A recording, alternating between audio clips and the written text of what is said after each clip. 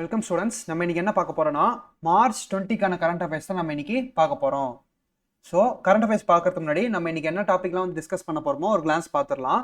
First science டாபிக்ல என்ன பார்க்க போறோம்னா ட்ராக்கிங் டியூபர்குலோசிஸ் இன் இந்தியா, அதாவது இந்தியாவில் காசு நோயின் அளவு எந்த அளவு இருக்குன்னு சொல்லிட்டு ரீசெண்டாக டேட்டா ஒன்று ரிலீஸ் பண்ணியிருக்காங்க. ஸோ அதை பற்றின தகவலை உள்ள பார்த்துருவோம். நெக்ஸ்ட் வந்து பார்த்தீங்கன்னா யூனிட் 3 ஹிஸ்ட்ரி டாபிக்ல என்ன பார்க்க போறோம்னா பண்டிட் சி அயோத்திதாசர் ஒரு பைசா தமிழன். ஓகேங்களா, அதாவது பண்டித சி அயோத்திதாசர் மற்றும் ஒரு பைசா தமிழன். ஓகேங்களா, ஸோ அயோத்திதாசர் வந்து நம்மளுக்கு எல்லாருக்கும் தெரியும். ஸோ நம்ம ஆல்ரெடி படிச்சிருப்போம். ஓகேங்களா, ஹிஸ்ட்ரியிலும் சரி தமிழ் புக்லையும் சரி நம்ம அயோத்திதாசரை பற்றி படிச்சிருப்போம். ஓகேங்களா, அவர் வந்து சமூக முன்னோடின்னு சொல்லலாம், சமூக சீர்திருத்த முன்னோடி. ஓகேங்களா, ஸோ அம்பேத்கர் பெரியாருக்கு முன்னாடியே அவர் வந்து சாதி ரீதியாகவும் மத ரீதியாகவும் பிரிவினை எதுவும் ஏற்படுத்தாமல் சமூகத்தில் நல்ல முன்னேற்றத்தை வந்து கொண்டு போகணும், ஸோ சமூகத்தை ஒரு நல்ல பாதையில் எடுத்துட்டு போகணும்னு சொல்லிட்டு அதுக்காக போராடியவர்கள் ஒரு மிகப்பெரிய முன்னோடியாக அவர் நம்ம பார்க்குறோம். ஓகேங்களா, ஸோ இவர் வந்து ஒரு பைசா தமிழ்னு சொல்லிட்டு ஒரு மேகசின் நடத்தினார். ஓகேங்களா, அதை பற்றின ரீசெண்ட் அப்டேட்டட் டேட்டா ஒன்று நியூஸ் பேப்பரில் வந்துச்சு. ஸோ அதை சார்ந்த தகவல் தான் நம்ம அதில் பார்க்க போகிறோம். நெக்ஸ்ட் வந்து பார்த்தீங்கன்னா traditional new year festivals of India, அதாவது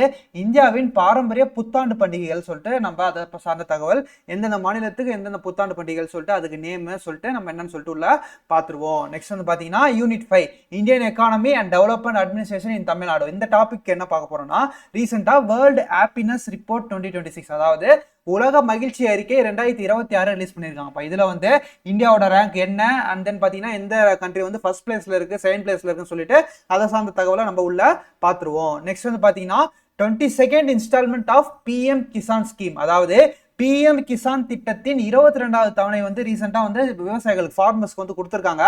ஸோ அதை சார்ந்த தகவல் அந்த ஸ்கீம் பற்றின டீட்டெயில்ஸை கொஞ்சம் டீட்டெயிலாக பார்த்துருவோம். நெக்ஸ்ட் வந்து பார்த்தீங்கன்னா VB Gram act 2025 and rural employment, அதாவது விக்ஷித் பாரத் ரோஜ்கர் மற்றும் ஆஜீவிகா மிஷன் சட்டம் 2025, அதாவது எம்ஜி நரேகா. ஓகேங்களா, மகாத்மா காந்தி ரூரல் எம்ப்ளாய்மெண்ட் ஸ்கீம்னு சொல்லிட்டு 100 நாள் வேலை திட்டம் சொல்லிட்டு கிராமத்தில் வந்து சென்ட்ரல் கவர்மெண்ட் வந்து அமல்படுத்திருந்தாங்க. இதோட பேரை வந்து ரீசெண்டாக பேர் மாற்றிருந்தாங்க, அதாவது என்ன பேர் விக்ஷித் பாரத் ரோஜ்கர். ஓகேங்களா, ஸோ இந்த மிஷன் சொல்லிட்டு நேம் சேஞ்ச் பண்ணியிருந்தாங்க. ஸோ அதை சார்ந்த ஒரு அப்டேட்டட் டேட்டா வந்து நியூஸ் பேப்பரில் வந்திருக்கு. ஸோ அதை பற்றின தகவலை நம்ம உள்ள பார்த்துருவோம். நெக்ஸ்ட் வந்து பார்த்தீங்கன்னா ரிலீஃப் ஸ்கீம், அதாவது ரிலீஃப் திட்டம் சொல்லிட்டு சென்ட்ரல் கவர்மெண்ட்ல ரீசெண்டாக லான்ச் பண்ணியிருக்காங்க. ஸோ இது யாருக்கான ஸ்கீம், யார் இதில் பயனடைகிறாங்க சொல்லி நம்ம உள்ள பார்க்க போறோம். நெக்ஸ்ட் வந்து பாத்தீங்கன்னா unit 6 history culture heritage and socio political movement in Tamil Nadu, அதாவது இந்த டாபிக்ல என்ன பார்க்க போறோம்னா ரீசெண்டா அர்மமலை கேவ் பெயிண்டிங்ஸ், அதாவது அர்மமலை குகை ஓவியங்கள், இதான் சார்ந்த தகவல் வந்து ரீசெண்டா நியூஸ் பேப்பர்ல வந்திருக்கு. ஸோ இதை பத்தின டீட்டெயில உள்ள பார்த்துருவோம். நெக்ஸ்ட் வந்து பாத்தீங்கன்னா மிஸ்செலினியஸ் டாபிக்ஸ் என்ன பார்க்க போறோம்னா ஸ்போர்ட்ஸ்ல வேர்ல்டு அத்லெட்டிக் இண்டோர் சாம்பியன்ஷிப் 2028, அதாவது உலக உள்ளரங்க தடகள சாம்பியன்ஷிப் 2028 பார்த்தீங்கன்னா ஃபர்ஸ்ட் டைம் வந்து ஹிஸ்டாரிக்கலா இந்தியாவில் நடக்க போகுது. ஸோ அதை சார்ந்த தகவலை உள்ள நம்ம பார்த்துருவோம். நெக்ஸ்ட் வந்து பார்த்தீங்கன்னா எல்பிஜி வெண்டிங் மிஷின், அதாவது எல்பிஜி வெண்டிங் மிஷின் சொல்லிட்டு, அதாவது மிஷின் மூலமாகவே நம்ம வந்து கேஸ் ஃபில் பண்ணிக்கலாம். ஸோ இந்த கேஸ் வந்து வீட்டுக்கு நம்ம உபயோகப்படுத்துறோம்ல சமையலுக்கு. ஸோ இந்த கேஸோட அந்த டெலிவரி டைம் வந்து ரொம்ப இன்க்ரீஸ் ஆகிட்டு ரொம்ப அதிகமாக இருக்கிறதுனால நம்ம என்ன பண்ணிடுவோம், ஒரு வெண்டிங் மிஷின் வந்து கண்டுபிடிச்சிருக்காங்க நம்ம இந்தியாவில் ஒரு மாநிலத்தில்.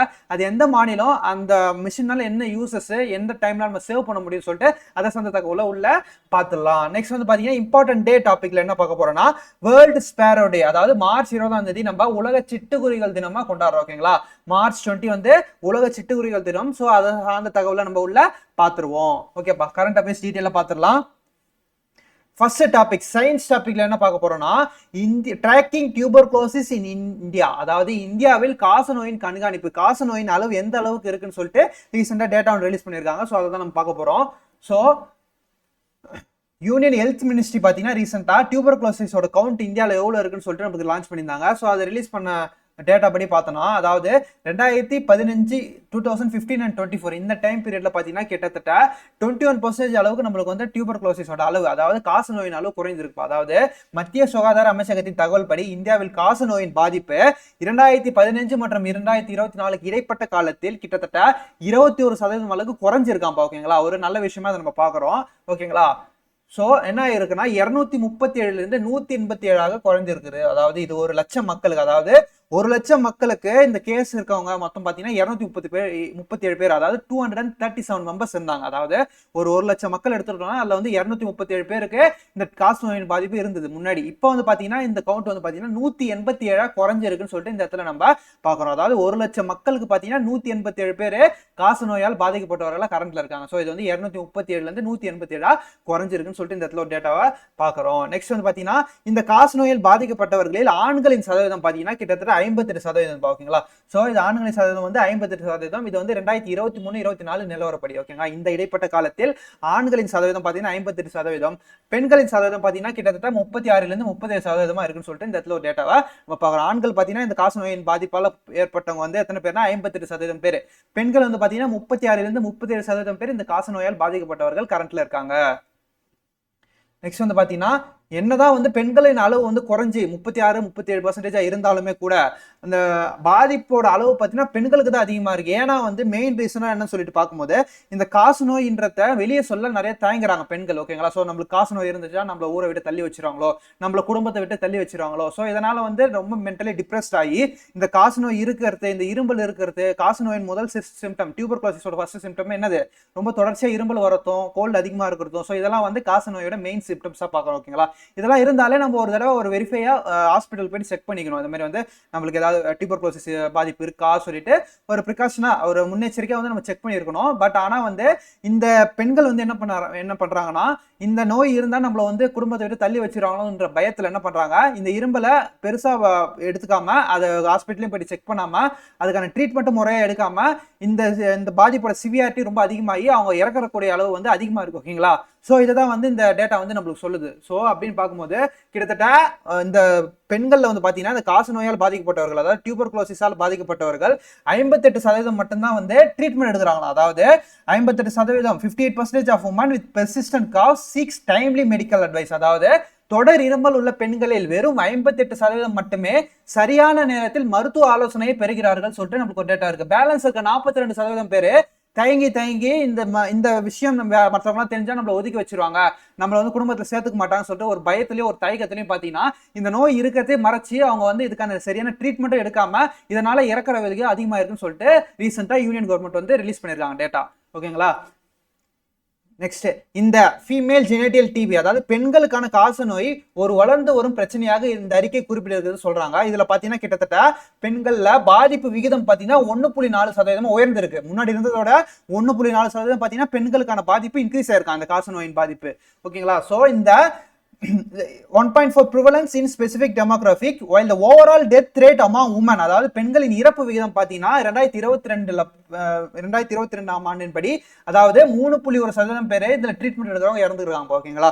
ஸோ 2022 படி காச நோயால் உயிரிழந்த பெண்களின் விகிதம் வந்து பார்த்தீங்கன்னா 3.1%, அதாவது 3.1% உமன்ஸ் வந்து இந்த டியூபர்குலோசிஸால இறப்பை சந்திச்சிருக்காங்க சொல்லிட்டு இந்த இடத்துல நம்ம பார்க்குறோம்.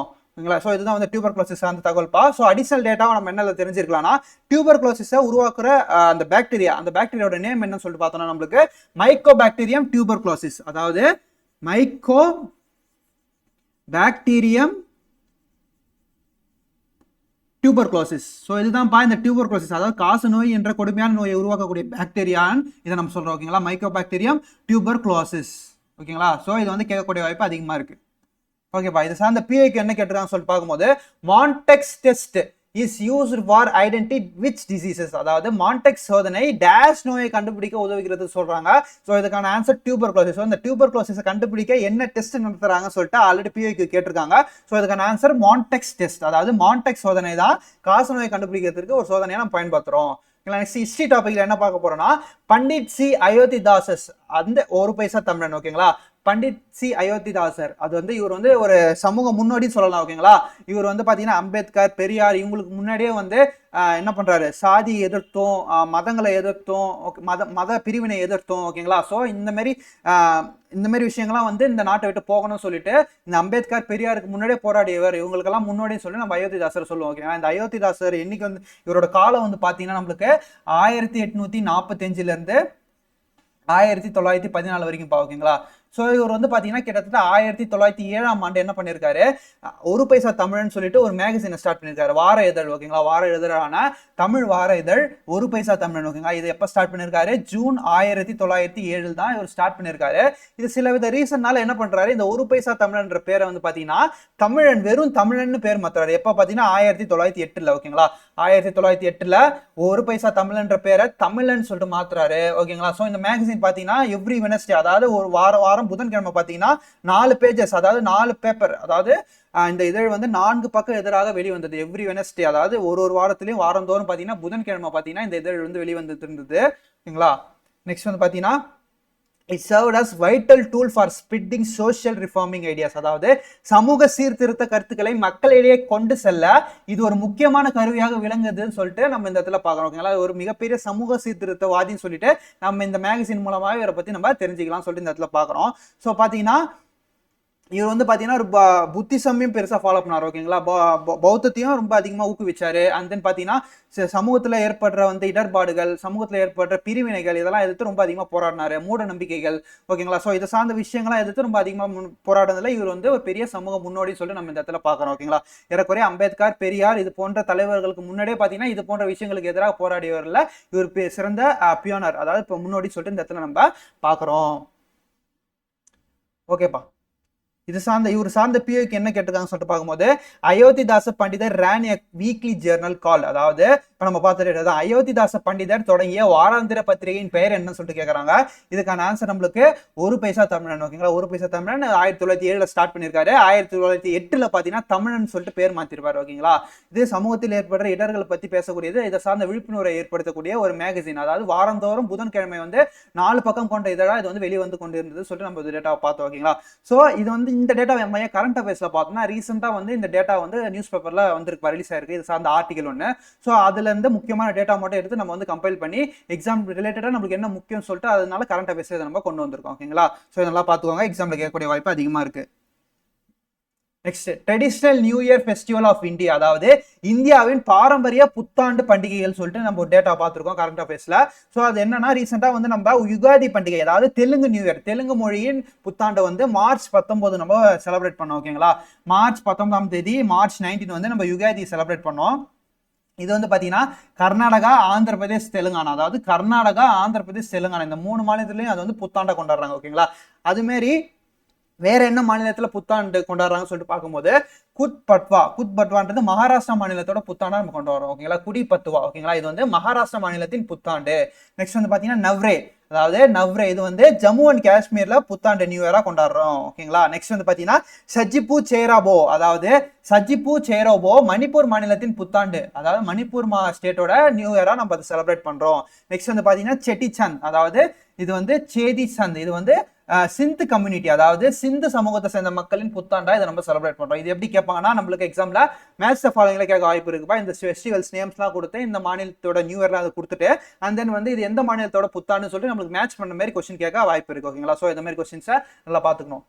நெக்ஸ்ட் வந்து பார்த்தீங்கன்னா இது சார்ந்த பிஐக்கு என்ன கேட்டிருக்காங்கன்னு சொல்லிட்டு பார்க்கும்போது name the festival and the states. நான் ஆல்ரெடி சொன்ன மாதிரி ஏற்கனவே இது வந்து மேட்ச் த ஃபாலோயிங்ல தான் கேட்க வாய்ப்பு இருக்கு. ஓகேங்களா, ஸோ ஆல்ரெடி கேட்டிருக்காங்க, ஸோ அதான் நம்ம இப்போ பார்க்க போறோம்.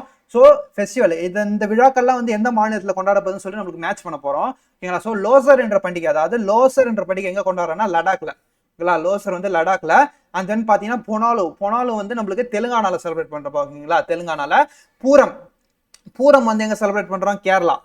ஓகேங்களா, கேரளா. தென் வந்து பார்த்தீங்கன்னா பிஹு வந்து அஸ்ஸாம்ல செலிப்ரேட் பண்றோம். ஓகேங்களா, பிஹு வந்து நம்மளுக்கு அஸ்ஸாம்ல செலிப்ரேட் பண்றோம். அஸ்ஸாம் மாநிலத்தில் செலிப்ரேட் பண்ற ஒரு ஃபெஸ்டிவல் தான் நம்மளுக்கு என்னது, பிஹு. ஓகேங்களா, ஸோ இதுதான் வந்து பிஐக்யூ. ஸோ நெக்ஸ்ட் வந்து பார்த்தீங்கன்னா இந்தியன் எக்கானமி டாபிக்ல என்ன பார்க்க போறோம்னா வேர்ல்டு ஹாப்பினஸ் ரிப்போர்ட், அதாவது உலக மகிழ்ச்சி அறிக்கை 2026 ரிலீஸ் பண்ணிக்கிறாங்க. இந்த டேட்டா என்ன சொல்லுதுன்னா நம்ம வந்து மார்ச் 20 வேர்ல்டு ஹாப்பினஸ் டே, அதாவது உலக மகிழ்ச்சி தினமா கொண்டாடுறோம். மார்ச் 20 நம்ம வந்து உலக மகிழ்ச்சி தினமா கொண்டாடுறோம். இந்த ஆண்டுல இந்த தேதியில தான் வந்து நம்மளுக்கு வந்து வேர்ல்டு ஹாப்பினஸ் ரிப்போர்ட் வந்து ரிலீஸ் பண்ணாங்க. ஓகேங்களா, இதுல வந்து உலகத்திலே எந்த நாடுகள் வந்து மிகவும் மகிழ்ச்சியாக இருக்கு, மகிழ்ச்சியின் தர குறியீட்டில் அந்த வரிசையில ரேங்க் வந்து ரிலீஸ் பண்ணிருக்காங்க. ஸோ அப்படி பார்க்கும்போது நம்மளுக்கு 9வது முறையா தொடர்ச்சியா ஃபின்லாந்து வந்து பாத்தீங்கன்னா நம்மளுக்கு இந்த அவார்டை வாங்கியிருக்கு. ஃபர்ஸ்ட் பிளேஸ் வந்து பிடிச்சிருக்கு ஓகேங்களா. 9வது ஆண்டா தொடர்ச்சியா வந்து உலகின் முதல் நாடா வந்து வேர்ல்டு ஹாப்பினஸ் ரிப்போர்ட்ல இடம் வாங்கியிருக்காங்க ஓகேங்களா. ஸோ அப்படின்னு பார்க்கும்போது இந்த பின்லாண்டுன்றது தொடர்ச்சியாக 9வது ஆண்டாக உலகின் மகிழ்ச்சியான நாடாக தனது முதலிடத்தை தக்க வைத்துக் கொண்டுள்ளது. அதாவது இந்த ரிப்போர்ட்ல வந்து 9th இயரா கன்சிக்யூட்டிவா பின்லாந்து வந்து ஃபர்ஸ்ட் பிளேஸ்ல இருக்குப்பா. நெக்ஸ்ட் வந்து பாத்தீங்கன்னா இதுக்கு தொடர்ச்சியா பாத்தீங்கன்னா செகண்ட் பிளேஸ்ல ஐஸ்லாண்டும், தேர்ட் பிளேஸ்ல டென்மார்க்கும், ஃபோர்த் பிளேஸ்ல ஸ்வீடன் நாடும் இருக்குப்பா ஓகேங்களா. ஐஸ்லாந்து, டென்மார்க் மற்றும் ஸ்வீடன் ஆகியவை பட்டியலில் முன்னணியில் உள்ள மற்ற நாடுகள் ஆகும் ஓகேங்களா. செகண்ட் பிளேஸ்ல வந்து ஐஸ்லாந்து, தேர்ட் பிளேஸ் வந்து டென்மார்க், ஃபோர்த் பிளேஸ் வந்து ஸ்வீடன் ஓகேங்களா. ஃபர்ஸ்ட் பிளேஸ் வந்து ஃபின்லாந்து. 9th டைமா கன்சிக்யூட்டிவா வருது. இந்த கொஸ்டின் கேட்கக்கூடிய வாய்ப்பு அதிகமா இருக்கு ஓகேங்களா. எக்ஸாம்ல எப்படி கேட்பாங்கன்னா ஒரு 4-5 கண்ட்ரிஸை வந்து கொடுத்துட்டு இதை வந்து டிக்ரீசிங் வைஸா இன்க்ரீஸ் பண்ணுங்க, ரேங்க் ஆர்டர் வைஸா ஆர்டர் பண்ணுங்கன்னு சொல்லிட்டு அதை அந்த குரோனாலஜிக்கல் ஆர்டர் வந்து வரிசைப்படுத்துன்னு சொல்லிட்டு கொடுத்துருவாங்க ஓகேங்களா. ஸோ அதை நம்ம கரெக்டாக ரேங்க் வைஸா அரேஞ்ச் பண்ற மாதிரி இருக்கும் ஓகேங்களா. இது மாதிரி தான் கொஸ்டின்ஸ் கேட்பாங்க. ஸோ கண்டிப்பா இது கேட்கக்கூடிய வாய்ப்பு அதிகமா இருக்கு. நெக்ஸ்ட் இந்தியாவோட பிளேஸ் என்னன்னு சொல்லிட்டு பார்க்கும்போது மொத்தமா இருக்க 147 நாடுகள்ல இந்தியாவோட பிளேஸ் வந்து 116 இடத்தை பிடிச்சிருப்பாங்களா. 116 அதாவது இந்தியாவோட ரேங்க் வந்து 116 இந்த இடத்த பாக்குறோம். இது வந்து பாத்தீங்கன்னா 116 இருந்தாலுமே கூட இந்தியாவோட ஒரு பெரிய வளர்ச்சியா சொல்லிட்டு நம்ம பாக்குறோம் ஓகேங்களா. ஏன்னா 2024 ரிப்போர்ட் படி இந்தியாவோட ரேங்க் வந்து 126 126 இருந்தது ஓகேங்களா. 2024 ரிப்போர்ட் படி இந்தியாவோட ரேங்க் வந்து 126 இருந்தது. 2025 ரிப்போர்ட் படி 118 அதாவது 118 இருந்தது. இப்ப 2026ல இதோட ரேங்க் வந்து பாத்தீங்கன்னா 116 இன்க்ரீஸ் ஆயிடுது. ஸோ நம்ம வந்து இயர் பை இயர் வந்து இந்த ரிப்போர்ட்ல வந்து ஒரு நல்ல ஒரு வளர்ச்சி, நல்ல ஒரு டெவலப்மெண்ட் காமிச்சிட்டு வரோம்னு சொல்லிட்டு இந்த டேட்டா மூலமா நம்மளுக்கு தெரியுது ஓகேங்களா. இருக்கிறதுல கடைசி நாடு எதுன்னு சொல்லிட்டு பார்க்கும்போது நம்மளுக்கு ஆப்கானிஸ்தான் தான். Afghanistan continues to remain at the bottom of the index 144th place, அதாவது 147வது இடம். மொத்தமே 147 நாடுகள் தான் இதுல பார்ட்டிசிபேட் பண்ணி இதுல ரெக்கார்ட் எடுக்கிறாங்க. ஸோ அதுல பாத்தீங்கன்னா 147வது இடமா நம்மளுக்கு ஆப்கானிஸ்தான் கடைசி இடம். தொடர்ச்சியா வந்து கடைசி இடத்தில் ஆப்கானிஸ்தான் இருக்கிறது முக்கியமான தகவலா நம்ம இந்த இடத்துல பாக்குறோம். நெக்ஸ்ட் வந்து பாத்தீங்கன்னா நான் சொன்ன மாதிரி பிஐக்கு கொஸ்டின் கேட்டிருக்காங்க. ஆனா வந்து என்ன ஹியூமன் டெவலப்மெண்ட் இண்டெக்ஸ் சொல்லிட்டு கேட்டிருக்காங்க ஓகேங்களா. ஸோ இதுல வந்து என்ன சொல்றாங்க, arrange the chronological order following countries got highest point in the human development index இந்த டிசெண்டிங் ஆர்டர், அதாவது இறங்கு முகத்தில், அதாவது ஹையஸ்ட் ரேங்க்ல இருந்து லோவஸ்ட் ரேங்க் வரைக்கும் நம்ம இதுல அரேஞ்ச் பண்ணோம் ஓகேங்களா. இதுபடி ஆர்டர் பார்க்கும் போது நம்மளுக்கு ஹையஸ்ட் ரேங்கா இந்த 4 கண்ட்ரில எது இருக்குன்னா ஹியூமன் டெவலப்மெண்ட் இண்டெக்ஸ்ல, அதாவது மனித மேம்பாட்டு குறியீட்டுல அதிகமான ரேங்க் எது இருக்குன்னு சொல்லிட்டு பார்க்கும்போது நம்மளுக்கு நார்வே தான் first.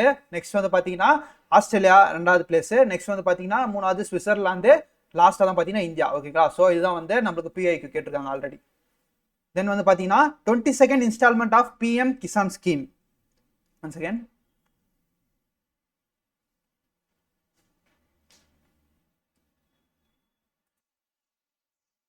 Twenty instalment of PM Kisan scheme இதை பத்தி தான் பார்க்க போறோம் நம்ம. இந்த பிஎம் கிசான் ஸ்கீம்னா என்னது பார்த்தோம்னா நம்மளோட சென்ட்ரல் கவர்மெண்ட் சார்பில் வந்து விவசாயிகளுக்கு ஊக்கத்தொகையா வந்து 6,000 ரூபாயை வந்து வருஷத்துல 3 இன்ஸ்டால்மெண்ட்டாக நம்மளுக்கு தருவாங்க பாருங்க. அந்த 6,000 ரூபாய் வந்து 2,000 சொல்லிட்டு 3 இன்ஸ்டால்மெண்ட்டாக அந்த வருஷம் ஃபுல்லாக கொடுப்பாங்க ஓகேங்களா. ஸோ இதுதான் வந்து இந்த பிஎம் கிசான் ஸ்கீமோட மெயின் ஃபியூச்சர்ஸ்.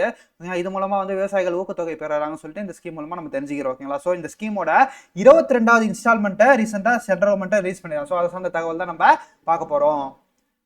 அதாவது மார்ச் 13, 2026 வந்து prime minister release the 22nd instalment of the Pradhan Mantri Kisan சம்மந்த் நிதி ஓகேங்களா. அந்த பிரதான் மந்திரி கிசான் திட்டத்தின் கீழ் 22வது தவணையை வந்து அசாம் மாநிலத்தில் கவுகாத்தில் இருந்து பிரதமர் நரேந்திர மோடி அவர்கள் வந்து வெளியிட்டார் சொல்லி நம்ம இந்த இடத்துல பாக்குறோம். ஸோ எத்தனாவது இன்ஸ்டால்மெண்ட், 22வது இன்ஸ்டால்மெண்ட் இந்த இடத்துல நம்ம பாக்குறோம். நெக்ஸ்ட் வந்து இந்த பிஎம் கிசான் ஸ்கீம் இது எப்போ லான்ச் பண்ணாங்கன்னு சொல்லிட்டு பார்க்கும்போது February 24, 2019 ஓகேங்களா. ஸோ இந்த தேதியில தான், அதாவது February 24, 2019 இந்த தேதியில தான் பாத்தீங்கன்னா இந்த பிஎம் கிசான் ஸ்கீமை வந்து ரிலீஸ் பண்ணாங்க. நெக்ஸ்ட் வந்து பாத்தீங்கன்னா இந்த ஸ்கீமோட ஃபியூச்சர்ஸ் என்னன்னு ஆல்ரெடி நம்ம பார்த்தாச்சு. வருஷத்துக்கு வந்து 6,000 ரூபாய் தொகை மொத்தமா அந்த விவசாயிக்கு போய் சேரும். இது வந்து 3 இன்ஸ்டால்மெண்ட்டா போய் சேரும் ஓகேங்களா. 2000 சொல்லிட்டு 3 இன்ஸ்டால்மெண்ட்டா அந்த விவசாயிக்கு ஊக்கத்தொகையா போய் சேரும் ஓகேங்களா. நெக்ஸ்ட் வந்து பாத்தீங்கன்னா இந்த ஸ்கீம் லான்ச் பண்ணதுல இருந்து எவ்வளவு இந்த ஸ்கீமுக்கு வந்து கவர்மெண்ட் வந்து பட்ஜெட் அலோகேட் பண்ணிருக்காங்க சொல்லிட்டு பார்க்கும்போது 4.27 லட்சம் கோடி, அதாவது 4.27 lakhs crore வந்து பாத்தீங்கன்னா இது வரைக்கும் இந்த திட்டத்துக்காக கவர்மெண்ட் சார்பில் செலவு பண்ணப்பட்ட தொகை ஓகேங்களா. நெக்ஸ்ட் வந்து பாத்தீங்கன்னா இந்த வருஷம் பட்ஜெட்ல இந்த ஸ்கீம் பிஎம் கிசான் ஸ்கீமுக்காக எவ்வளவு ஒதுக்கி இருக்காங்க சென்ட்ரல் கவர்மெண்ட் சொல்லிட்டு பார்க்கும்போது 60,000 crore, அதாவது 60,000 கோடி வந்து இந்த திட்டத்திற்காக ஒதுக்கீடு செய்யப்பட்டுள்ளது. எங்க 2026-27 நிதியாண்டிற்காக 60,000 கோடி வந்து பாத்தீங்கன்னா இந்த பிஎம் கிசான் திட்டத்திற்காக ஒதுக்கப்பட்டுள்ளது. Next technology and governance integration, அதாவது தொழில்நுட்பம் மற்றும் ஆளுமை ஒருங்கிணைப்பு. ஓகேங்களா? ஸோ இதில் வந்து பார்த்தீங்கன்னா இந்த கிசான் ஸ்கீம் கீழே வர சில ஃபியூச்சர்ஸ்லாம் நம்ம பார்க்குறோம். நெக்ஸ்ட் இந்த கிசான் ஸ்கீமுக்குன்னு ஒரு ஆப் இருக்குப்பா. ஓகேங்களா? அந்த கிசான் ஸ்கீமுக்குன்னு ஹேண்டில் பண்ணுறதுக்கு பேமெண்ட் டிரான்சாக்ஷன்லாம் கவனிக்கிறதுக்கு, ஃபார்மர்ஸ்க்கு அதாவது விவசாயிகளுக்கு வந்து பேமெண்ட் எவ்வளோ வந்திருக்கு, எவ்வளோ டிரான்சாக்ஷன் ஆயிருக்கு, எவ்வளோ வந்து ஸ்டேட்மெண்ட் இதெல்லாம் செக் பண்ணுறதுக்கு, இந்த பற்றின டீட்டெயில் செக் பண்ணுறதுக்கு ஒரு கிசான் ஆப்னு ஒரு ஆப்பும் இருக்குது. ஸோ அந்த ஆப் எது மூலமாக செயல்படுதுன்னு சொல்லிட்டு பார்க்கும்போது eKYC, OTP, biometric and face authentication process மூலமாக 2023 தொடங்கப்பட்ட ஆப் தான் இது. ஓகேங்களா? ஸோ ஓடிபி, முக அங்கீகாரம், இது பயோமெட்ரிக், ஸோ இந்த ஃபெசிலிட்டிஸ்லாம் இருக்க ஒரு ஆப் தான் அந்த கிசான் ஆப்ன்றது. ஸோ இது வந்து எப்போ லான்ச் பண்ணாங்கன்னா 2023 லான்ச் பண்ணாங்க. தென் வந்து பார்த்தீங்கன்னா கிசான் இ மித்ரா. ஓகேங்களா? இது வந்து ஒரு ஏஐ எனேபிள்டு சேட்பாட், அதாவது ஏஐ உதவியால் இயங்கக்கூடிய ஒரு சேட்பாட்னு சொல்லலாம். இந்த சேட்பாட் மூலமாக நம்ம வந்து விவசாயிகளுக்கு வந்து எவ்வளோ தொகை வந்திருக்கு, எவ்வளோ பேலன்ஸ் இன்னும் வரணும் இந்த இயருக்கு, ஸோ இது சார்ந்த தகவல் வந்து அந்த விவசாயி வந்து ஈஸியாக தெரிஞ்சிருக்க விதமாக இந்த ஏஐ சேட்பாட் வந்து உருவாக்கியிருக்காங்க. ஸோ அந்த ஏஐ சேட்பாட்டோட பேர் என்னது? கிசான் இ மித்ரா. ஓகேங்களா? ஸோ வந்து பார்த்தீங்கன்னா கிசான் ஸ்கீம் வந்து பிப்ரவரி செகண்ட், கிசான் ஸ்கீம் வந்து எப்போ லான்ச் பண்ணாங்க? கிசான் ஸ்கீம் வந்து நம்மளுக்கு வந்து பிப்ரவரி 2019 லான்ச் பண்ணதுப்பா. ஓகேங்களா? ஸோ வந்து பார்த்தீங்கன்னா இந்த கிசான் ஸ்கீமில் வந்து பார்த்தீங்கன்னா வருஷத்துக்கு வந்து 6000 ரூபா தருவாங்க. அது வந்து 3 இன்ஸ்டால்மெண்ட்டாக தருவாங்க. அண்ட் தென் வந்து பார்த்தீங்கன்னா இந்த கிசான் ஸ்கீமுக்கு வந்து நம்மளுக்கு ஒரு ஆப்புமே இருக்குது. இந்த ஆப் மூலமாக நம்ம வந்து என்ன தெரிஞ்சுக்கலாம், டிரான்சாக்ஷன் அதெல்லாம் தெரிஞ்சுக்கலாம். இதில் வந்து மெயினாக வந்து கிசான் மித்ரான்னு சொல்லக்கூடிய ஏஐ சாட் பாட்டும் இருக்குது. ஓகேங்களா? ஸோ இது மூலமாக வந்து நம்ம என்ன பண்ணலாம், எவ்வளோ டிரான்சாக்ஷன் வந்திருக்கு, எவ்வளோ பெண்டிங் இந்த இயர் வரணும் சொல்லிட்டு இதை சார்ந்த அமௌண்ட் டிரான்சாக்ஷன் நம்ம வந்து அந்த ஏஐ சாட் பாட் மூலமாக செக் பண்ணிக்கலாம். ஓகேங்களா? இதுதான் பிஎம் கிசான் சார்பாக நம்மளுக்கு தெரிஞ்ச வேண்டிய தகவல்கள். ஸோ இதோட ரீசெண்டாக 22nd இன்ஸ்டால்மெண்ட்டை நம்மளுக்கு கொடுத்துருக்காங்கப்பா. ஓகேங்களா? ரீசெண்டாக வந்து 22வது இன்ஸ்டால்மெண்ட்டை நம்மளுக்கு கிசான் ஸ்கீமில் கிரெடிட் பண்ணிக்கலாம் கவர்மெண்ட் சார்பில். ஓகேங்களா? நெக்ஸ்ட் வந்து இந்த கிசான் ஸ்கீமோட தாக்கம், அதாவது ஃபார்மர் விவசாயிகளுக்கு இடையில இது என்ன சேஞ்சஸ் உருவாயிருக்கு, இந்த கிசான் திட்டம் வந்ததுலேருந்து அவங்க கிட்ட என்ன மாற்றம் வந்திருக்குன்னு சொல்லிட்டு ரிப்போர்ட் வந்து ஒன்று கொடுத்துருக்காங்க. அது என்ன ரிப்போர்ட்னா, நிதி ஆயோக் வந்து என்ன சொல்லியிருக்காங்க, நிதி ஆயோக் அண்ட் இஃப்ரி, அதாவது international food policy research institute. ஓகேங்களா? இவங்க வந்து ரிப்போர்ட் வெளியிட்டிருக்காங்க. அதாவது கிட்டத்தட்ட இந்த ஸ்கீம்ல பயனடைகிற கிட்டத்தட்ட 92%, அதாவது 92% ஃபார்மர்ஸ் வந்து இந்த ஸ்கீமை யூஸ் பண்ணி, இந்த ஸ்கீமில் கொடுக்கப்படுற பணத்தை யூஸ் பண்ணி ஏகப்பட்ட விதைகளையும் ஃபெர்டிலைசரையும் வாங்கி பயன்பெற்றிருக்காங்கன்னு சொல்லிட்டு இது மூலமாக நம்ம டேட்டாவை பார்க்குறோம். அதாவது 92%க்கும் அதிகமான விவசாயிகள் இந்த பிஎம் கிசான் திட்டத்தில் மூலம் கிரியேட் பண்ணக்கூடிய பணத்தை பயன்படுத்தி விதைகளையும் உரங்களையும் வாங்கி பயன்பெற்றிருக்காங்கன்னு சொல்லிட்டு ரீசெண்டாக நம்ம டேட்டாவை ஒன்று பார்த்துருக்கோம். ஸோ இது சார்ந்த பிஐக்கு, கிசான் திட்டம் சார்ந்த பிஐக்கு என்ன கேட்டிருக்காங்கன்னு சொல்லிட்டு பார்க்கும்போது பொருத்தமானவற்றை இணையிடுங்கன்னு சொல்லிட்டு நம்மளுக்கு கேட்டிருக்காங்க. ஸோ இதில் என்ன கரெக்டாக மேட்ச் ஆயிருக்குன்னு சொல்லிட்டு நம்மளுக்கு கேட்குறாங்க. ஸோ மேட்ச் த ஃபாலோயிங் தான். One second. ஓகேப்பா, மேட்ச் த ஃபாலோயிங் பண்ணலாம். ஃபர்ஸ்ட் கிசான் சூரிய உதய் யாதவ், அதாவது கிசான் சூரிய உதய் யாதவ் இது யோஜனா. ஓகேங்களா? கிசான் சூரியோதய் யோஜனா இது வந்து எந்த ஸ்கீம் தான் சொல்லிட்டு பார்க்கும்போது எலக்ட்ரிசிட்டி, மின்சாரம் சார்ந்த ஒரு ஸ்கீமாக நம்ம இந்த இடத்துல பார்க்குறோம். நெக்ஸ்ட் வந்து பார்த்தீங்கன்னா பிரதான் மந்திரி கிசான் சம்நிதி யோஜனா இது வந்து பார்த்தீங்கன்னா கிராப் லோன். ஓகேங்களா? பயிர் கடன். நெக்ஸ்ட் வந்து பார்த்தீங்கன்னா சகர்கேடு சர்வங்கி கல்யாண் யோஜனா இது வந்து பார்த்தீங்கன்னா நம்மளுக்கு மீனவர்கள் சார்ந்த ஒரு நலத்திட்டமாக பார்க்குறோம். நெக்ஸ்ட் வந்து பார்த்தீங்கன்னா ஷோத் யோஜனா. ஷோத் யோஜனா வந்து நம்மளுக்கு என்னது, ஸ்டூடெண்ட் வெல்ஃபேர், மாணவர்கள் நல சார்ந்த ஒரு திட்டமாக நம்ம இதை பார்க்குறோம். நெக்ஸ்ட் போயிடலாம் current affairs. Next current affairs பார்த்தீங்கன்னா விபி கிராம் ஆக்ட் 2025, அதாவது ரூரல் எம்ப்ளாய்மெண்ட், விக்ஷித் பாரத் ரோஜ்கர் மற்றும் அஜீவிகா மிஷன் திட்டம் 2025 இதை தான் நம்ம பார்க்க போகிறோம். ஸோ இந்த திட்டம் வந்து பார்த்தீங்கன்னா நம்மளோட எம்ஜி நரேகான்ற சொல்லக்கூடிய Mahatma Gandhi national rural employment ஸ்கீம்னு சொல்லிட்டு நம்மளுக்கு 2009 லான்ச் பண்ணாங்க. ஸோ அதோட நேம் தான் வந்து இப்போ வந்து விக்ஷித் பாரத் யோஜனா சொல்லிட்டு நம்மளுக்கு சேஞ்ச் பண்ணியிருக்காங்க. ஓகேங்களா? ஸோ இந்த 100 நாள் வேலை திட்டத்துக்கான ஸ்கீம் வந்து புதுசாக சேஞ்ச் பண்ணியிருக்காங்க. ப்ளஸ் வந்து இதில் இருக்க சில ரூல்ஸையும் சேஞ்ச் பண்ணியிருக்காங்க. முன்னாடிலாம் பார்த்தீங்கன்னா இதோட ஃபுல் ஃபண்டுமே பார்த்தீங்கன்னா சென்ட்ரல் கவர்மெண்ட் தான் தரும். இப்போ வந்து பார்த்தீங்கன்னா சென்ட்ரல் கவர்மெண்ட் ஒரு பார்ட் ஆஃப் த ஷேர் வந்து இது உங்களுக்கு தராங்க. அண்ட் தென் வந்து பார்த்தீங்கன்னா ஒரு பார்ட் ஆஃப் த ஷேர் வந்து ஸ்டேட் கவர்மெண்ட்டும் போடணும்னு சொல்லிட்டு ரீசெண்டாக ரூல்ஸை மாற்றிருக்காங்க. ஓகேங்களா? அந்த அடிப்படையில் பார்க்கும்போது இந்த விக்ஷித் பாரத் யோஜனாவுக்கு கிட்டத்தட்ட 24 state, 24 states and union territories, அதாவது 24 மாநிலங்கள் மற்றும் யூனியன் பிரதேசங்கள் இதற்கான நிதியை வந்து ஒதுக்கி உள்ளதா நம்மளுக்கு இதுல இருந்து தெரியுது. ஓகேங்களா? ஸோ இந்த வரக்கூடிய ஆண்டு 2026-27 ஆண்டு இதில் வந்து இந்த திட்டத்தின் கீழ், அதாவது இந்த விக்ஷித் பாரத் யோஜனா இந்த திட்டத்தின் கீழ் பார்த்தீங்கன்னா சென்ட்ரல் கவர்மெண்டோட ஷேரா எவ்வளோ ஒதுக்கி இருக்காங்கன்னா 95,652 crore, அதாவது 95,652 கோடி வந்து பார்த்தீங்கன்னா இந்த திட்டத்திற்காக ஒதுக்கி இருக்காங்க சென்ட்ரல் கவர்மெண்ட் ஷேரா. அண்ட் பேலன்ஸ் இருக்க அந்த ஷேர்ஸ் வந்து அந்தந்த ஸ்டேட் கவர்மெண்ட் வந்து ஒதுக்கணும்னு சொல்லிட்டு ரூல்ஸை மாற்றிருக்காங்க. ஓகேங்களா? ஸோ அப்படின்னு பார்க்கும்போது கிட்டத்தட்ட இந்த எக்ஸ்பெண்டிச்சரை, இந்த ஸ்கீமுக்கு செலவுக்கூடிய, இந்த ஸ்கீம்ல வேலை செய்கிற எம்ப்ளாய்மெண்ட் பண்ணக்கூடிய அந்த தொழிலாளருக்கு வழங்கக்கூடிய சம்பளத்துல கிட்டத்தட்ட 60% அளவுக்கு நம்மளுக்கு சென்ட்ரல் கவர்மெண்ட் கொடுக்கும்பா, மீதி இருக்க 40% அந்தந்த ஸ்டேட் கவர்மெண்ட் கொடுக்கணும்னு சொல்லிட்டு ரூல்ஸை மாத்திருக்காங்க. ஸோ அப்படின்னு பார்க்கும்போது 40%, அதாவது 40% of the expenditure except for the north eastern and hilly states which receive relaxation. ஓகேங்களா, அதாவது இந்த சட்டத்தின்படி வடகிழக்கு மற்றும் மலைப்பாங்கான மாநிலங்களை தவிர மற்ற மாநிலங்கள் செலவினத்தில் 40% பங்கை ஏற்க வேண்டும் சொல்லிட்டு இது மூலமா நம்ம தெரிஞ்சுக்கோங்களா. ஸோ இந்த மாநிலத்தோட ஷேர் வந்து சில மாநிலங்களுக்கு எக்ஸப்ஷன் ரிலாக்ஸேஷன் வந்திருக்காங்க. ஸோ வடகிழக்கு மற்றும் மலைப்பாங்கான மாநிலங்களில் இந்த மாநிலங்களை தவிர மற்ற எல்லா மாநிலங்களும் இந்த ஸ்கீமுக்கு 40% அளவுக்கு ஃபண்ட்ஸ் வந்து அலோகேட் பண்ணணும்னு சொல்லிட்டு ரூல்ஸை மாத்திருக்காங்க. ஓகேங்களா, ஸோ அது மட்டும் இல்லாமல் 100 நாள் வேலை திட்டம்ன்றது 125 நாளாக மாற்றிருக்காங்க. ஓகேங்களா, அதாவது 100 நாட்களிலிருந்து 125 நாளாக இந்த வேலை நாட்கள் வந்து இன்க்ரீஸ் பண்ணியிருக்காங்க. ஸோ இது மூலமாக ஒரு நல்ல திட்டமாக இதை நம்ம பார்க்குறோம். ஸோ இது சார்ந்த பிஐக்கு என்ன கேட்டிருக்காங்கன்னு சொல்லிட்டு பார்க்கும்போது மேட்ச் த ஃபாலோயிங். ஓகேங்களா, பாவர்ட்டி ரிடக்ஷன் ப்ரோக்ராம். ஓகேங்களா, இது வந்து பார்த்தீங்கன்னா நம்மளுக்கு எம்ஜி நரேகான்ற சொல்லப்போறிய இது விக்ஷித் பாரத்தோட பழைய நேம் தான் நம்மளுக்கு அது எம்ஜி நரேகா. ஓகேங்களா, Mahatma Gandhi national rural employment guarantee act. ஓகேங்களா, ஸோ இது வந்து பார்த்தீங்கன்னா 2009 வந்து லான்ச் பண்ணியிருந்தாங்க. ஓகேங்களா, ஸோ இதன் மூலமா வந்து விவசாயம் இல்லாத காலத்திலும், அதாவது வானம் பார்த்த பூமின்னு சொல்லுவாங்க, இந்த டைம்ல வந்து பார்த்தீங்கன்னா மழையே பெய்யாது அந்த பூமியில. ஸோ இந்த டைம்ல வந்து பார்த்தீங்கன்னா விவசாயம் செய்ய முடியாது. ஸோ விவசாயிகளுக்கு வந்து வருமானமே இல்லாமல் ஏகப்பட்ட பேர் சூசைட் பண்ணிக்கிட்டோ அவங்களோட அன்றாட தேவைகள் வந்து பூர்த்தி பண்ண முடியாமல் ஏகப்பட்ட பேர் பாதிக்கப்பட்டாங்க. ஸோ இதெல்லாம் தீர்க்கிற விதமாக தான் வந்து கவர்மெண்ட் வந்து இந்த எம்ஜி நரேகான்ற ஸ்கீமை கொண்டு வந்தாங்க. அதாவது அங்கே இருக்க ஏரிகளையும் குளங்களையும் தூர்வாடுற பணிகள், அப்புறம் கோயில்களை சுத்தம் பண்ணுற பணிகள். ஸோ இந்த இதெல்லாம் வந்து கவர்மெண்ட் கீழே வர பணிகள்லாம் வந்து ஒரு ஸ்கீமாக வந்து லான்ச் பண்ணி இதில் வந்து அந்த கிராமத்தில் மக்கள் வந்து பார்ட்டிசிபேட் பண்ணுறதுக்காக கொண்டு வரப்பட்டது தான் இந்த ஸ்கீம். இது வந்து 2009 கொண்டு வந்தாங்க.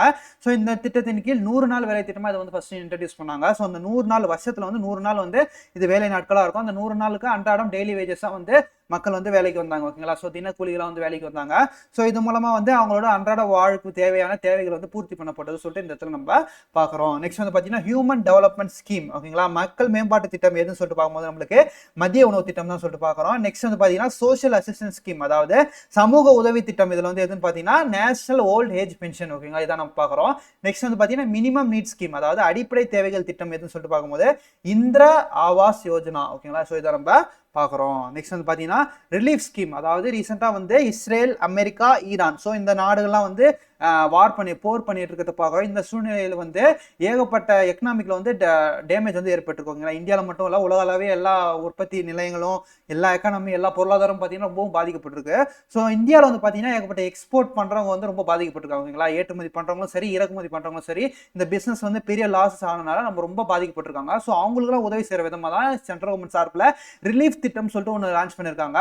ஓகேங்களா, இது என்ன, இதோட ஃபுல் ஃபார்ம் என்ன சொல்லிட்டு பார்க்கும்போது resilience and logistic intervention for export facilitation, அதாவது ஏற்றுமதி சவால்களை களைய மீள்திறன் மற்றும் தளவாட உதவின்னு சொல்லிட்டு ரீசெண்டாக லான்ச் பண்ணியிருக்காங்க. ஓகேங்களா, ஸோ இதுக்காக வந்து கவர்மெண்ட் சார்பில் எவ்வளோ பணம் ஒதுக்கி இருக்காங்க சொல்லிட்டு பார்க்கும்போது 497 crore, அதாவது 497 கோடி வந்து இதுக்காக ஒதுக்கி இருக்காங்க. ஸோ இது வந்து எதுக்குன்னா credit insurance to exporters who are affected by the West Asia crisis or those planning to export to Gulf countries, அதாவது மேற்கு ஆசியா நெருக்கடியால் பாதிக்கப்பட்டுள்ள அல்லது வளைகுடா நாடுகளுக்கு ஏற்றுமதி செய்ய திட்டமிட்டுள்ள ஏற்றுமதியாளர்களுக்கு கடன் புரி காப்பீட்டு வழங்குதல். ஓகேங்களா, ஸோ அவங்களோட பாதிப்பை வந்து போக்குறதுக்காக ஒரு குறிப்பிட்ட அமௌண்ட்டை கடனாகவோ அல்லது பணமாகவோ நம்ம வந்து கொடுக்கறது தான் வந்து இந்த ஸ்கீமோட மெயின் ஃபியூச்சர்ஸ். ஓகேங்களா, ஸோ ரிலீஃப் ஸ்கீம்ன்றது இந்த வெஸ்ட் ஏஷியா, அதாவது மேற்கத்திய போர் காரணமாக பாதிக்கப்பட்ட ஏற்றுமதியாளர்களுக்கு தரக்கூடிய ஒரு ஸ்கீம் தான் நம்ம இந்த ரிலீஃப் ஸ்கீம் சொல்லிட்டு நம்ம இந்த இடத்துல பார்க்குறோம்.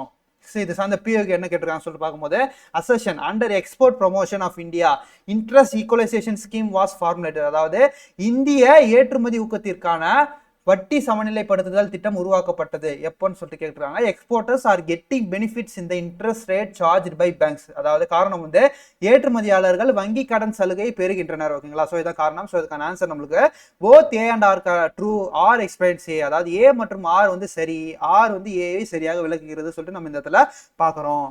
நெக்ஸ்ட் வந்து பார்த்தீங்கன்னா ஹிஸ்ட்ரி டாபிக்ல என்ன பார்க்க போறோம்னா அருமமலை கேவ் பெயிண்டிங்ஸ், அதாவது அருமமலை குகை ஓவியங்கள். இது சார்ந்த தகவல் வந்து ரீசெண்டாக நியூஸ் பேப்பர்ல பார்த்துப்போம். ஸோ வந்து பார்த்தீங்கன்னா இது கேட்கக்கூடிய வாய்ப்பு அதிகமாக இருக்கு. ஸோ இன் கேஸ் வந்து எப்படி கொஸ்டின் கேட்கலாம்னா அருமமலை கேவ் பெயிண்டிங்ஸ் எந்த ஊர்ல இருக்குன்னு சொல்லிட்டு மேட்ச் பண்ண சொல்லலாம். தென் வந்து சூஸாக கூட கேட்கலாம். ஓகேங்களா, ஸ்டேட்மெண்ட்டாக கூட கேட்க அதிகமாக வாய்ப்பு இருக்கு. ஓகேங்களா, இது வந்து பார்த்தீங்கன்னா எந்த மாவட்டத்தில் இருக்கு, தமிழ்நாட்டில் இருக்கக்கூடிய திருப்பத்தூர் மாவட்டத்தில் தான் இந்த அருமமலை குகை ஓவியங்களை கண்டுபிடிச்சிருக்காங்க. இது வந்து பார்த்தீங்கன்னா இந்த குகை ஓவியங்கள்லாம் பார்த்தீங்கன்னா ஜெயின் ஸ்டெயின், அதாவது சமண கோவில்களாக மாற்றப்பட்டுள்ளது. ஓகேங்களா, இந்த கேவ் பெயிண்டிங்ஸ்லாம் வந்து ஜெயின்ஸ் ரிலேட்டடான, அதாவது சமண சமயத்தை சார்ந்த ஓவியங்களா இதை நம்ம பார்க்குறோம். ஸோ இது வந்து பார்த்தீங்கன்னா 8ஆம் நூற்றாண்டை சேர்ந்தது. ஓகேங்களா, 8th century AD. ஓகேங்களா, இதான காலம்.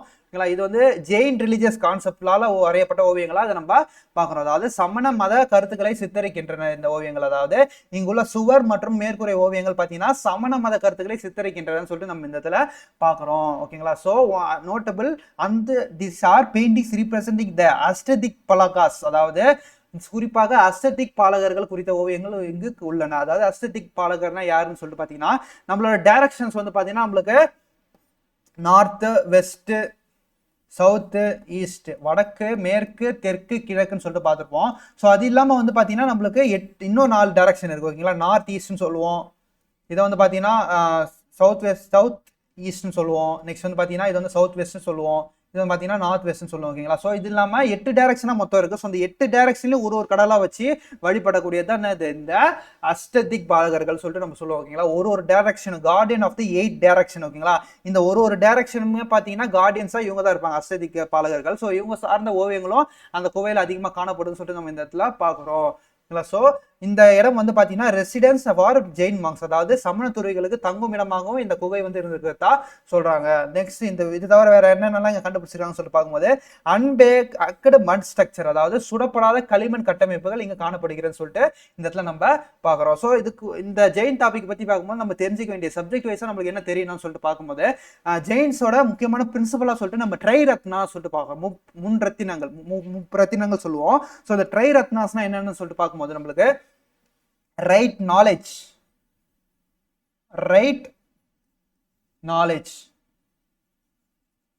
அதாவது சரியான அறிவு ஆற்றல். ஓகேங்களா, நெக்ஸ்ட் வந்து பார்த்தீங்கன்னா ரைட் ஃபெய்த், நன்னம்பிக்கை சொல்லுவாங்க. ஓகேங்களா, ரைட் ஃபெய்த், நன்னம்பிக்கை. நெக்ஸ்ட் வந்து பார்த்தீங்கன்னா ரைட் கண்டக்ட், அதாவது நடத்தை சொல்லுவாங்க. ஓகேங்களா, ஸோ இதுதான் வந்து நம்மளுக்கு ட்ரை ரத்னா சொல்லுவாங்க. இந்த ரைட் நாலேஜ், சரியான வழியில் நல்வழியில் நம்ம அறிவை வந்து பயன்படுத்தணும் அது சொல்றது. நெக்ஸ்ட் வந்து பார்த்தீங்கன்னா ரைட் ஃபெய்த், சரியான பேருக்கிட்ட நம்பிக்கை வைக்கணும். ஓகேங்களா, சரியான நம்பிக்கை, நன்னம்பிக்கை சொல்லுவாங்க.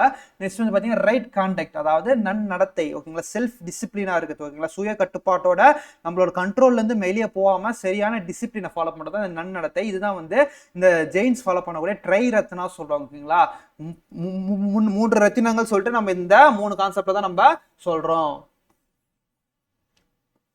நெக்ஸ்ட் மிஸ்செலேனியஸ் டாபிக்ஸ் என்ன பார்க்க போறோம்னா வேர்ல்டு அத்லெட்டிக் இன்டோர் சாம்பியன்ஷிப் 2028, அதாவது உலக உள்ளரங்க தடகள சாம்பியன்ஷிப் 2028 வந்து பார்த்தீங்கன்னா இந்தியாவில் வந்து ஃபர்ஸ்ட் டைம் நடத்த போறாங்கப்பா. ஓகேங்களா, ஸோ இது வந்து 2028 நடக்க போகுது. எங்க நடக்க போகுதுன்னா கலிங்கா இண்டோர் ஸ்டேடியம், புவனேஸ்வர், ஒடிசால இருக்கக்கூடிய கலிங்கா உள்ளரங்கு மைதானத்தில் தான் நடக்க போகுதுன்னா இந்த வேர்ல்டு இண்டோர் சாம்பியன்ஷிப். ஓகேங்களா, இது வந்து இந்தியாவில் வந்து ஃபர்ஸ்ட் டைம் வந்து நடக்குதுப்பா. இதுக்கு முன்னாடி 2026 வந்து போலாண்டு நாட்டில் நடந்திருக்கு. ஓகேங்களா, 2026 போலாண்டு நாட்டில் நடந்திருக்கிறத நம்ம பார்க்குறோம்.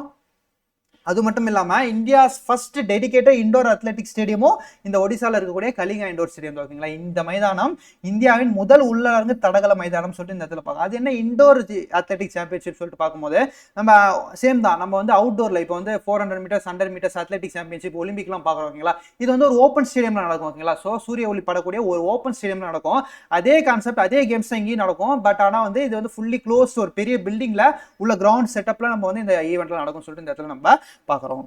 ஸோ பிஏக்கு என்ன கேட்டிருக்காங்க சொல்லி பார்க்கும்போது ஸ்போர்ட்ஸ் ரிலேட்டடா 44th chess olympiad was held at Chennai dash 2022, அதாவது 44வது சதுரங்க ஒலிம்பியாட் சென்னையில் டேஷ் 2022 நடந்தது. ஓகே, எந்த தேதியிலிருந்து எந்த தேதி வரைக்கும் நடந்தது கேட்குறாங்க. ஃப்ரம் ஜூலை 10 டு ஆகஸ்ட் 18, அதாவது ஜூலை 10லிருந்து ஆகஸ்ட் 18 வரை நமக்கு நடந்தது இந்த இடத்துல நம்ம பார்க்குறோம். நெக்ஸ்ட் டாபிக் என்ன பார்க்க போறோம்னா எல்பிஜி வெண்டிங் மிஷின், அதாவது எல்பிஜி வெண்டிங் மிஷின் சொல்லிட்டு புதுசாக கண்டுபிடிச்சிருக்காங்க. என்ன சொல்லிட்டு பார்க்கும்போது ஒரு மிஷின் இருக்கு பாருங்க, ஏடிஎம் மிஷின் மேலே இருக்கும். இதில் வந்து பார்த்தீங்கன்னா சின்னதாக ஒரு பைப் இருக்கும். ஓகேங்களா, ஸோ இந்த பைப்பில் வந்து கேஸ் வரும். ஓகேங்களா, ஸோ இப்போ இன்கேஸ் வந்து நம்ம வந்து ஆன்லைன் ட்ரான்சாக்ஷனும் சரி, ஏதாவது ஏடிஎம் கார்டு யூஸ் பண்ணாலும் சரி, நம்ம குறிப்பிட்ட மெத்தட் யூஸ் பண்ணி நம்ம வந்து பண பரிமாற்றம் மணி டிரான்சாக்ஷன் பண்ணிட்டோம்னா அந்த கேஸுக்கு உண்டான மணி வந்து டிரான்சாக்ஷன் பண்ணிட்டோம்னா அந்த மிஷினில் அண்ட் தென் பார்த்தீங்கன்னா ஆட்டோமேட்டிக்காக நம்ம எவ்வளோ பணம் செலுத்திருக்கோமோ அதுக்கேற்ற கேஸஸ் வந்து அந்த பைப்பில் வர ஆரம்பிச்சிருப்பா. இதை வந்து நம்ம வீட்டிலேருந்து எடுத்துகிட்டு போகிற எம்டி சிலிண்டரில் ஃபில் பண்ணிக்கலாம். ஓகேங்களா, ஸோ இதான் வந்து இந்த ஸ்கீமோட மெயின் ப்ராசஸ். ஓகேங்களா, இதை வந்து பார்த்தீங்கன்னா இந்தியாவில் வந்து ஃபர்ஸ்ட் டைம் வந்து பார்த்தீங்கன்னா ஹரியானாவில் இருக்கக்கூடிய குர்கான். ஓகேங்களா, குர்கான் என்ற இடத்துல தான், ஹரியானா மாநிலம் குர்கானில் தான் வந்து இந்த இந்தியாவின் முதலாவது 24/7 செயல்படக்கூடிய கேஸ் ஏடிஎம் வந்து இன்ட்ரடியூஸ் பண்ணியிருக்காங்க. ஓகேங்களா, இது மூலமாக வந்து நம்ம வந்து டெலிவரி டைம் வந்து குறையுது ஓகேங்களா. இப்போ வந்து நம்ம கேஸ் வந்து பதிவு பண்ணுவோம், இப்போ கேஸ் ரிஜிஸ்டர் பண்ணி அது வரத்துக்கு 2-3 நாள் ஏன் 1 வாரம் கூட ஆகலாம் ஓகேங்களா. ஸோ இந்த டைமை சேவ் பண்ணுறதுக்காக நம்ம எப்பப்பெல்லாம் நம்மளுக்கு கேஸ் தேவைப்படுதோ நம்ம அந்த அமௌண்ட்டை செலுத்தி அந்த கேஸ் வந்து பிடிச்சிக்கலாம் எப்போ வேணாலும் போயிட்டு சொல்லிட்டு அதுக்காக கொண்டு வரப்பட்டது தான், டைம் சேவிங் பர்பஸ்க்காக கொண்டு வரப்பட்டது தான் இந்த ஏடிஎம் எல்பிஜி வெண்டிங் மிஷின் சொல்லிட்டு இந்த இடத்துல நம்ம பார்க்குறோம். இது வந்து இந்தியாஸ் ஃபர்ஸ்ட் கேஸ் ஏடிஎம் சொல்லிட்டு இந்த இடத்துல நம்ம பார்க்குறோம். நெக்ஸ்ட் வந்து பார்த்தீங்கன்னா வேர்ல்டு ஸ்பேரோ டே இன்னைக்கு கொண்டாடுறோம் சொல்லிட்டு பார்த்தீங்கன்னா மார்ச் 20 மார்ச் 20 தான் நம்ம உலக சிட்டுக்குருவிகள் தினமாக கொண்டாடுறோம். ஸோ இந்த வருஷத்துக்கான தீம் கருப்பொருளாக என்ன சொல்லிட்டு பார்க்கும்போது ஐ லவ் ஸ்பேரோஸ், எனக்கு சிட்டுக்குருவிகள் பிடிக்கும் ஓகேங்களா. ஸோ இந்த நாள் நம்ம எது கொண்டாடுறோம், இப்போ வந்து சிட்டுக்குருவிகள் இனம் வந்து நம்ம பார்க்கவே முடியல. முன்னாடிலாம் பார்த்தீங்கன்னா கிராமத்து சைடில் சரி சிட்டிலையும் சரி நிறைய சிட்டுக்குருவிகள் இருக்கிறத பார்த்துருப்போம். ஸோ ரீசெண்ட் டைமில் பார்த்தீங்கன்னா சிட்டுக்குருவிகளோட கவுண்ட் வந்து பார்த்தீங்கன்னா ரொம்பவும் குறைஞ்சிடுச்சு, ரொம்ப ட்ராப் ஆயிடுச்சு. ஏன்னு சொல்லிட்டு பார்க்கும்போது நம்ம யூஸ் பண்ணுற 4G நெட்ஒர்க்காக இருக்கட்டும் 5G நெட்ஒர்க்காக இருக்கட்டும் இது மூலமாக வரக்கூடிய அந்த அலைவரிசைகள் பார்த்தீங்கன்னா அந்த சிட்டுக்குருவிகளோட காதுல போயிட்டு அதுக்கு ஒரு சோலார் இந்த வேவ்ஸ் வந்து அதுக்கு வந்து செட் ஆகாம அதோட பிரெயினை வந்து பாதிச்சு அது வந்து இறக்கக்கூடிய அளவுக்கு போயிடுது ஓகேங்களா. ஸோ இதனாலதான் வந்து சிட்டுக்குருவிகள் இனம் பெரும்பாலும் வந்து அழிந்து விட்டதுன்னு சொல்லிட்டு நம்ம இந்த பார்க்குறோம். ஸோ இந்த மாதிரி பாதிப்புல இருந்து பாதுகாத்து இந்த மாதிரி சூழலை மாற்றி நம்ம வந்து சிட்டுக்குருவிகளை பாதுகாக்கணும்னு சொல்லிட்டு அந்த ஒரு விழிப்புணர்வுக்காக கொண்டாடப்படுறதா என்னது நம்ம இந்த மார்ச் 20 உலக சிட்டுக்குருவிகள் தினமா நம்ம கொண்டாடுறோம். இதை வந்து ஃபர்ஸ்ட் வந்து 2010 இருந்து தான் கொண்டாட ஆரம்பிச்சாங்க. எந்த ஒரு சொசைட்டியால கொண்டாட போறதுனா நேச்சர் ஃபார் அவர் சொசைட்டி ஓகேங்களா. இவங்க வந்து ஒரு இன்டர்நேஷனல் ஆர்கனைசேஷன் பன்னாட்டு அமைப்பு. ஸோ இந்த நேச்சர் ஃபார் அவர் சொசைட்டி தான் முதல்ல 2010 ஆண்டு வந்து இந்த உலக சிட்டுக்குருவிகள் தினமா கொண்டாட ஸ்டார்ட் பண்ணாங்க. ஸோ இந்த இம்பார்ட்டன்ட் டேஸ் வந்து பியூக்கு என்னன்னு சொல்லிட்டு பார்க்கும்போது வேர்ல்டு எர்த் டே இது என்னைக்கு நம்ம கொண்டாடுறோம் ஏப்ரல் 22. நெக்ஸ்ட் வந்து பார்த்தீங்கன்னா இன்டர்நேஷனல் டே ஆஃப் பயோடைவர்சிட்டி இது எப்போ கொண்டாடுறோம் மே 22. தென் வந்து பார்த்தீங்கன்னா வேர்ல்டு கேன்சர் டே உலக புற்றுநோய் நாள் இது என்னைக்கு கொண்டாடுறோம் February 4 கொண்டாடுறோம். நெக்ஸ்ட் வந்து வேர்ல்டு ஓஷன் டே உலக பெருங்கடல் நாள் இது வந்து எப்போ கொண்டாடுறோம் June 8 கொண்டாடுறோம் ஓகேங்களா. ஸோ இதோட இன்னைக்கான கரண்ட் அஃபேர்ஸ் வந்து முடிஞ்சிச்சுப்பா. நம்ம இது வரைக்கும் பார்த்த கரண்ட் அஃபேர்ஸை கொஸ்டின் ரிலேட்டடாக ரிவைஸ் பண்ணிக்கலாம் ஓகேங்களா. First according to the union health ministry what was India's TB incidents per lakh population in 2024. அதாவது மத்திய சுகாதார அமைச்சகத்தின் தகவல் படி 2024 இந்தியாவின் 1 லட்சம் மக்கள் தொகைக்கு காசநோயின் பாதிப்பு எவ்வளவாக இருக்குதுன்னு கேட்டிருக்காங்க. ஸோ நமக்கான ஆன்சர் வந்து 187. அதாவது முன்னாடி இயர்ல வந்து பார்த்தீங்கன்னா 237 இருந்துச்சு. ஸோ அதுல வந்து பார்த்தீங்கன்னா ட்ராப் ஆகி 187 கரண்ட்ல இருக்குப்பா ஓகேங்களா. In which year was a Tamil weekly journal ஒரு பைசா தமிழன் renamed as தமிழன், அதாவது ஒரு பைசா தமிழன் என்னும் தமிழ் வார இதழ் எந்த ஆண்டில் தமிழன் என்ன பெயர் மாற்றப்பட்டது கேட்குறாங்க. ஸோ இதுக்கான ஆன்சர் 1908. 1907 தான் இந்த மேகசின் ஒரு பைசா தமிழன் சொல்லிட்டு இன்ட்ரடியூஸ் பண்ணியிருப்பாரு. யார் இன்ட்ரடியூஸ் பண்ணியிருப்பாரு, நம்மளுக்கு வந்து அயோத்திதாசர் சொல்லிட்டு நம்மளோட சமூக முன்னோடி ஓகேங்களா. அவர் வந்து ஒரு பைசா தமிழன்ற மேகசினை ரிலீஸ் பண்ணியிருப்பாரு. அது வந்து 1907 ரிலீஸ் பண்ணியிருப்பாரு. 1908 பார்த்தீங்கன்னா நம்மளுக்கு தமிழன் சொல்லிட்டு நம்மளுக்கு சேஞ்ச் பண்ணியிருப்பாரு. நெக்ஸ்ட் வந்து பார்த்தீங்கன்னா இந்தியாஸ் ரேங்க் இந்த world happiness report 2026 out of 147 country. அதாவது உலக மகிழ்ச்சி அறிக்கையில் 2026 உலக மகிழ்ச்சி அறிக்கையில் மொத்தம் உள்ள 147 நாடுகளில் இந்தியா எத்தனையாவது இடத்தில் பிடித்துள்ளதுன்னு சொல்லி நம்மளுக்கு கேட்குறாங்க. ஸோ இதுக்கான ஆன்சர் வந்து நம்மளுக்கு 116, அதாவது 116 தான் இதுக்கான ஆன்சர். நெக்ஸ்ட் வந்து பார்த்தீங்கன்னா under the VP Gram Act 2025 the guaranteed employment period has been increased from 100 days to how many days கேட்குறாங்க. அதாவது 100 நாள் வேலை திட்டம் விக்ஷித் பாரத் ரோஜ்கர் மற்றும் ஆஜீவிகா மிஷன் திட்டத்தின் கீழ் 100 நாள் வேலை திட்டமானது எத்தனை நாளாவது உயர்த்தப்பட்டதுன்னு சொல்லிட்டு கேட்குறாங்க. இதுக்கான ஆன்சர் வந்து 125 டேஸ், அதாவது 125 நாட்கள் சொல்லி நம்ம இந்த இடத்துல பார்க்குறோம். நெக்ஸ்ட் வந்து பார்த்தீங்கன்னா what is the total financial outlay of the relief scheme launch to assist exporter affected by crisis. அதாவது நெருக்கடிகளால் பாதிக்கப்பட்டுள்ள ஏற்றுமதியாளர்கள், அதாவது மேற்காசிய போர்களால் பாதிக்கப்பட்ட ஏற்றுமதியாளர்களுக்கு இந்திய ஏற்றுமதியாளர்களுக்கு உதவ தொடங்கப்பட்ட ரிலீஃப் திட்டத்தின் மொத்த நிதி மதிப்பீடு எவ்வளவு கவர்மெண்ட் வந்து இதுக்கு அலோகேட் பண்ணிருக்காங்கன்னு சொல்லிட்டு பார்க்கும்போது இதுக்கான ஆன்சர் 497 crores, அதாவது 497 கோடி அந்த இடத்துல நம்ம பார்க்குறோம். நெக்ஸ்ட் வந்து பார்த்தீங்கன்னா Dharmamalai cave paintings located in Tirupattur district the big concept belongs to which religion. அதாவது எந்த சமயத்தை சார்ந்த ஓவியங்கள் இந்த திருப்பத்தூர் மாவட்டத்தில் உள்ள அர்மமலை குகை ஓவியங்கள் காணப்படுதுன்னு சொல்லிட்டு கேட்கறாங்க. இதுக்கான ஆன்சர் வந்து நம்ம என்ன பார்த்தோம், ஜெயினிசம் சமண சமயத்தை சார்ந்த ஓவியங்கள் வந்து பாத்தீங்கன்னா இந்த ஆர்மமலை குகையில வந்து அதிகமா இருக்கிறத பார்க்கறோம். இந்த ஆர்மமலை குகை எங்க இருக்கு பாப்பா, திருப்பத்தூர் மாவட்டத்துல தான் இந்த ஆர்மமலை கேவ்ஸ் இருக்கிறத நம்ம பார்க்கிறோம். நெக்ஸ்ட் வந்து பாத்தீங்கன்னா which state has been selected as a venue for first ever world level indoor athletic competition to be held in India in 2028. அதாவது 2028 இந்தியாவில் நடைபெறும் முதலாவது உலக அளவிலான உள்ளரங்கு தடகள போட்டிக்கு தேர்ந்தெடுக்கப்பட்டுள்ள நகரம் எதுன்னு சொல்லிட்டு கேட்கறாங்க. ஸோ இதுக்கான ஆன்சர் வந்து புவனேஸ்வர் ஓகேங்களா. புவனேஸ்வர்ல இருக்கக்கூடிய கலிங்கா ஸ்டேடியம் ஓகேங்களா. இதுதான் நம்மளுக்கான ஆன்சரா நம்ம இடத்துல பார்க்குறோம். In which city India's first 24/7 operational gas ATM கொண்டு வர போறாங்கப்பா. அதாவது கேஸ் ஏடிஎம் சொல்லி நம்ம ஒன்று பார்த்தோம் இல்லையா. ஸோ அது வந்து எந்த மாநிலத்தில் லான்ச் பண்ண போறாங்க. ஸோ இதுக்கான ஆன்சர் வந்து நம்மளுக்கு இந்த இடத்துல பார்த்தீங்கன்னா குர்கான் எந்த மாநிலத்தில் இருக்கு, ஹரியானாவில் இருக்குன்னு சொல்லிட்டு நம்ம பார்த்தோம். நெக்ஸ்ட் வந்து பார்த்தீங்கன்னா what is the theme for world sparrow day 2026, அதாவது 2026க்கான உலக சிட்டுக்குருவிகள் தினத்தின் கருப்பொருள் என்னன்னு கேட்குறாங்க. ஸோ இதுக்கான ஆன்சர் வந்து ஐ லவ் ஸ்பேரோஸ். ஓகேங்களா, எனக்கு சிட்டுக்குருவிகள் பிடிக்கும். ஸோ இதான் எனக்கான ஆன்சர்.